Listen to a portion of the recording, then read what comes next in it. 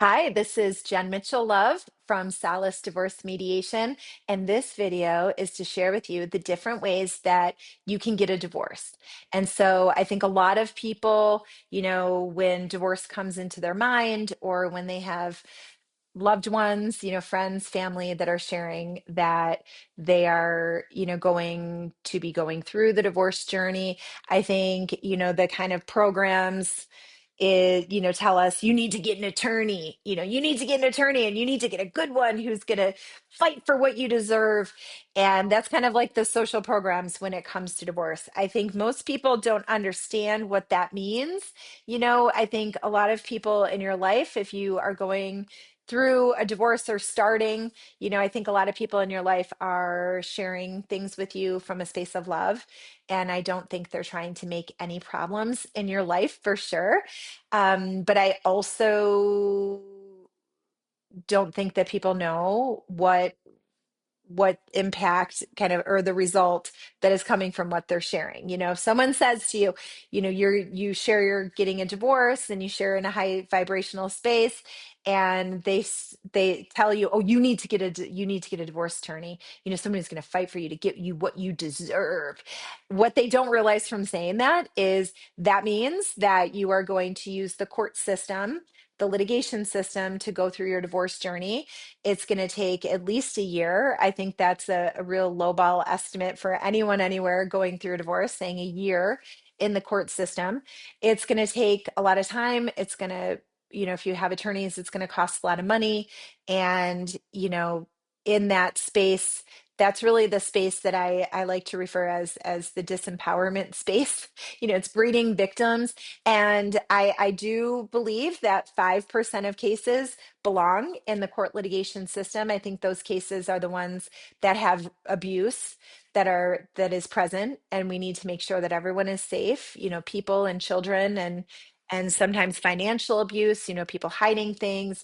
um those need to be in the court system. But I think the 95% of the other people, that's where I call it the disempowerment space, where it's like, okay, like these are your kids, this is your marital property that you've worked so hard for, and you're just going to straight up give your power to speak away to an attorney who's billing you in 6-minute increments, and give your power to decide away to a judge, who, yes, I understand that person looks important, sitting elevated from the courtroom wearing a robe, very, very, very important looking. But you're giving your power to decide everything about your kids and everything about your marital property, your financial future, to a complete stranger who, this is a job for that person too. So that's one way of going through a divorce, is usually using this family law court system. And I was a litigation attorney for the first 9 years of my career, so I feel I know that space intimately well. I encourage you, if you are thinking about using that court space, I encourage you to ask as many people as you can who have used that system to get a divorce. Ask them these questions. How long did it take you? How much money did it cost you? How did you feel when you were going through that experience in the courtroom setting? How did it make you feel? 4, how is your relationship with your ex-spouse now? And 5, how were your children negatively impacted or affected?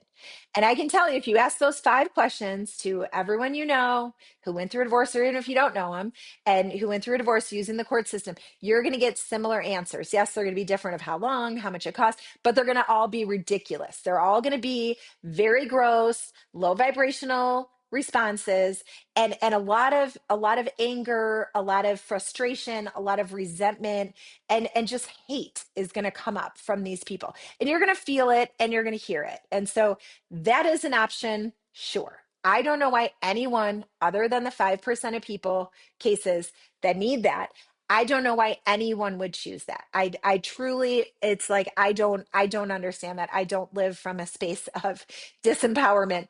I absolutely live from a space of, I am the best authority to be carving my life path, and I do not need anyone else to tell me what is best for me. So that's one way. Okay. Another way is mediation. That's the work that I do. That's where you have a neutral guide. I am an expert in family law. I've been a family law attorney for 19 years now. 2026 will be 20 years. And, I think having that expertise is very helpful when you're going through the divorce mediation journey, is to have, a legal mind with the legal expertise to help guide you. I'm not saying that other mediators are not capable of doing that. I'm just sharing my own personal kind of way of looking at it, and that is because it is a legal process. It is an emotional process. Divorce is absolutely an emotional process. It is a process and journey of transformation and growth and empowerment. It is all of those things. But at the foundation, at the heart of it, it is a legal process. And I think having the guidance of a legal expert is very helpful. The two other ways to go through a divorce: you can try to do it yourself. And I send you love if you're trying to do that. I think the way that divorce has been kind of structured makes it almost impossible for people who are not experts in family law to navigate that space of, needing to e-file or file things in a certain order in a specific time frame, sending different things to your judge, kind of navigating that whole space. They make it difficult, but there are people who do that. And then the final way is collaborative practice. And I go into great detail of these four ways in the Divorce with Love masterclass, and go through, the same kind of, how long does it take? How much does it cost? How much how empowered are you?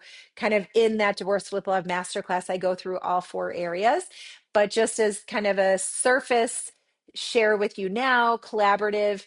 Um, I am a collaboratively trained attorney. I did it for 2 years. I thought that it was going to be my sweet spot. I thought that was where I was going to land, because it's not as tight as litigation. It's not as loose as mediation, in the sense where mediation, you are in full control. Nothing is happening unless you reach agreements.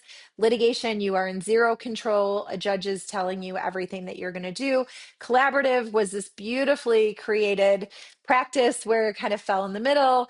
And it was, two attorneys that are taking this 40-hour collaborative training course, which I did, and supposed to work together. But the reality of it is that all collaboratively trained attorneys are still attorneys. They are acting in the capacity of attorney, which means that they are ethically obligated. They could be disbarred. They could lose their license to practice law if they do not serve as the zealous advocate for their client. So even though in a collaborative divorce, it's like the two attorneys and two people, we're sitting around a circular table, we're all going to work together, you're not working together. And now you don't have the guidance of the judge to tell you timeframes of when things need to happen. So out of the four ways, my heart, again, I've been doing this for 19 years, and my heart very strongly feels that mediation is the best space for people to navigate the divorce journey, because it gives you that space of empowerment. It gives you the ability to speak your truth. Everything else around you is quiet. You're not being forced to do anything. You're not being court ordered to do anything. You don't have other people speaking for you. It's a really empowering space of self exploration and growth, and in sharing your truth. And that is the work that I do at Solace, and I'm here to serve in any way I can. So continue to let me know how I can serve you. And I'm sending you much love as you navigate this space. Just know this too shall pass, and you are going to emerge from your divorce journey a different person. You're going to be stronger. You're going to be more aligned with who you are and what you want, and you're going to go for it. So I'm excited for you, and sending you love always, and the intentionality of growth and exploration, and really loving who you are and getting to know who you are, and stepping into that space of becoming the co-creator of your dream life. Mwah.